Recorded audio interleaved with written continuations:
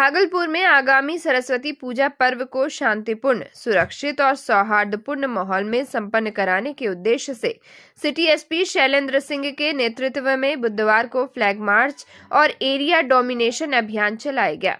इस दौरान पुलिस बल के साथ शहर के विभिन्न थाना क्षेत्रों में भ्रमण कर सुरक्षा व्यवस्था का जायजा लिया गया। फ्लैग मार्च नाथनगर, मुजाहिदपुर, हबीबपुर, ललमटिया और मधुसूदनपुर थाना क्षेत्र में किया गया।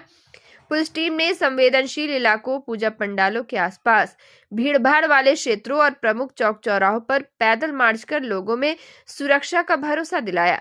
साथ ही आम नागरिकों से आपसी सौहार्द बनाए रखने और पर्व को शांतिपूर्ण तरीके से मनाने की अपील की गई। इस मौके पर सिटी एसपी शैलेंद्र सिंह ने संबंधित थाना प्रभारियों और पुलिसकर्मियों को निर्देश दिया कि पूजा के दौरान गश्त बढ़ाई जाए और असामाजिक तत्वों पर कड़ी नजर रखी जाए। उन्होंने स्पष्ट किया कि किसी भी तरह की अफवाह, हुड़दंग या कानून व्यवस्था भंग करने की कोशिश करने वालों के खिलाफ सख्त कार्रवाई की जाएगी। इसका मतलब कि उद्देश्य है कि पुलिस की तैयारियों को दिखाना और जो ये आम लोग हैं उनके मन में एक मतलब कि ये अच्छा एक मतलब कि जो पुलिस की तैयारियों के प्रति एक जो रवैया है वो पैदा करना। और इसके अलावा ये हम लोग ने मतलब सरस्वती पूजा में जो ये हॉटस्पॉट्स है वो सब चिन्हित कर लिए हैं और ये पुलिस की तैयारियां पूरी हैं।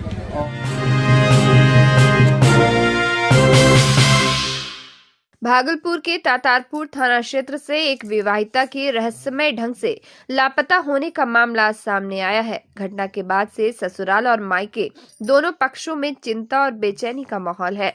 वहीं पीड़ित परिवार पुलिस की कथित उदासीनता से भी परेशान नजर आ रहा है। लापता महिला की पहचान करिश्मा देवी के रूप में हुई है। करिश्मा की सास ललिता देवी ने बताया कि उनके बेटे ने लव मैरिज की थी। शादी के बाद करिश्मा अधिकतर समय अपने मायके में ही रहती थी। हाल ही में भागलपुर में एक रिश्तेदार की शादी में वह अपने बच्चों के साथ शामिल होने आई थी। समारोह समाप्त होने के बाद करिश्मा ने मायके उत्तर प्रदेश के सुल्तानपुर जाने की बात कही, जिसके बाद सास और देवर ने उसे ट्रेन पर बैठाया। उस समय करिश्मा के पास करीब 10,000 रुपए नगद और कुछ सोने चांदी के जेवरात भी थे। परिवार का कहना है कि ट्रेन नाथनगर तक भी नहीं पहुंची होगी कि करिश्मा ने ससुराल पक्ष के सभी मोबाइल नंबर ब्लैक लिस्ट में कर दिए। इसके बाद से ना तो वह मायके पहुंची और ना ही ससुराल वापस लौटी। मायके पक्ष को भी घटना की जानकारी दी गई है, जहां सभी लोग हैरान और चिंतित है। पीड़ित परिवार ने तातारपुर थाने में शिकायत दी है, लेकिन आरोप है कि पुलिस मामले को गंभीरता से नहीं ले रही है। परिवार अब किसी अनहोनी की आशंका जता रहा है और न्याय की गुहार लगा रहा है। मेरा बहू जा रही थी। अच्छा, कहाँ जा रही? बोला मायके। अच्छा, हम लोग छोड़ने गए।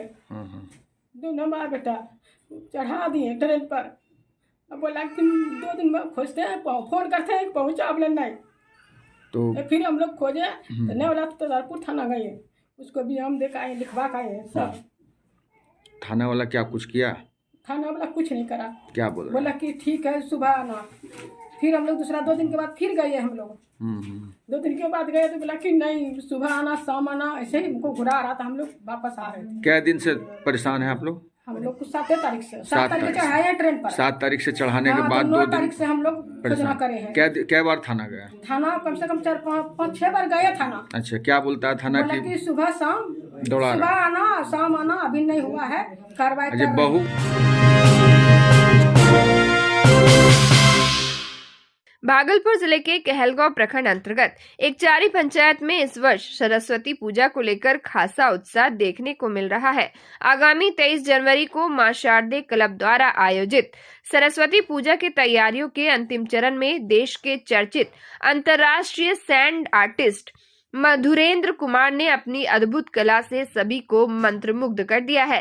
उन्होंने पारंपरिक माध्यमों से हटकर इस बार एक अनोखा प्रयोग करते हुए 20 टन कोयले की छाई से मां सरस्वती की भव्य और दिव्य आकृति का निर्माण किया है। गौरतलब है कि मधुरेंद्र कुमार गंगा नदी की रेत, समुद्र तट की बालू और पीपल के हरे पत्तों पर अपनी विशिष्ट कलाकारी के लिए देश विदेश में पहचान बना चुके हैं। लेकिन इस बार उन्होंने कहलगांव स्थित एनटीपीसी में बिजली उत्पादन के बाद निकलने वाली कोयले की छाई का उपयोग कर करीब 15 फीट ऊंची मां सरस्वती की कलाकृति उकेर कर कला जगत में एक नया आयाम जोड़ दिया है।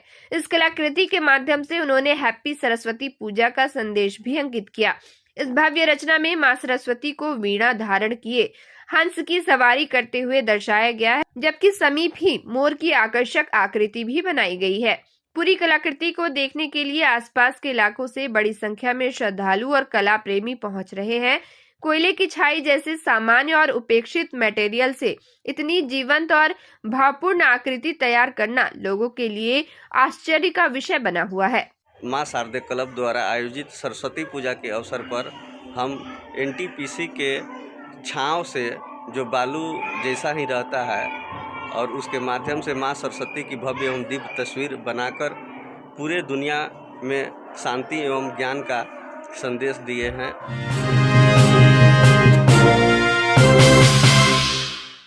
भागलपुर जिले के कजरैली थाना परिसर में वरीय पुलिस अधीक्षक प्रमोद कुमार यादव की अध्यक्षता में जनता दरबार का आयोजन किया गया।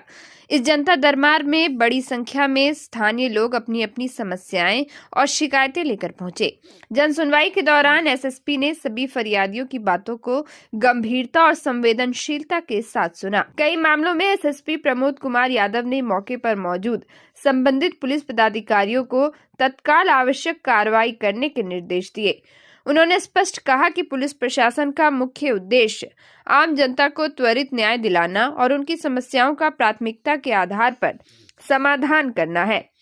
उन्होंने अधिकारियों को सख्त निर्देश देते हुए कहा कि जनता से जुड़े मामलों में किसी भी प्रकार की लापरवाही बर्दाश्त नहीं की जाएगी और प्रत्येक शिकायत का समयबद्ध निष्पादन सुनिश्चित किया जाएगा। एसएसपी ने यह भी कहा कि जनता दरबार के आयोजन से पुलिस और आम नागरिकों के बीच आपसी विश्वास मजबूत होता है एवं प्रशासनिक कार्य प्रणाली में पारदर्शिता आती है। इस अवसर पर थाना स्तर के कई पुलिस पदाधिकारी एवं कर्मी मौजूद रहे।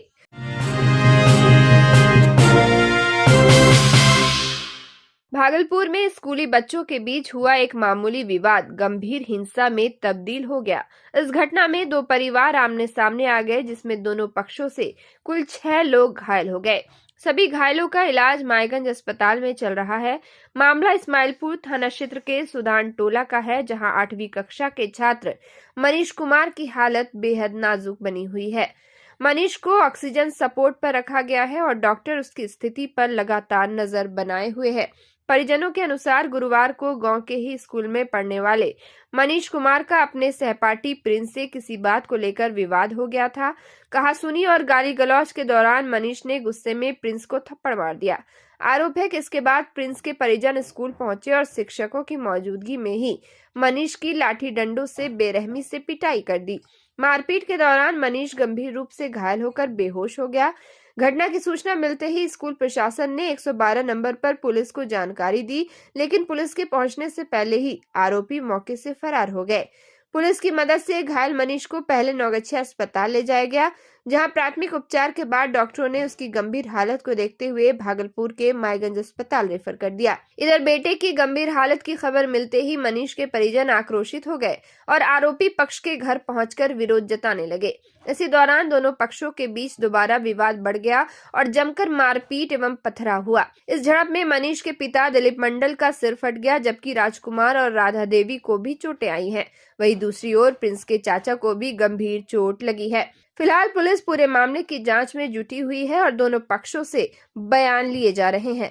गांव में तनाव को देखते हुए पुलिस गश्त बढ़ा दी गई है। इस घटना ने एक बार फिर स्कूलों में बच्चों की सुरक्षा और विवादों के समय प्रशासनिक हस्तक्षेप पर सवाल खड़े कर दिए हैं।